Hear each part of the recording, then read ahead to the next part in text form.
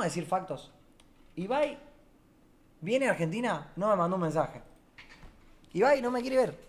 Ibai me odia, no me quiere ver. Él por el Prime se va a juntar con otros streamers y no se va a juntar conmigo. Y bueno, son las consecuencias. Yo lo entiendo y lo banco, pero obviamente me pone mal, porque yo sé que pasamos momentos muy históricos y que, o sea, por el Prime, un stream con Ibai es una locura.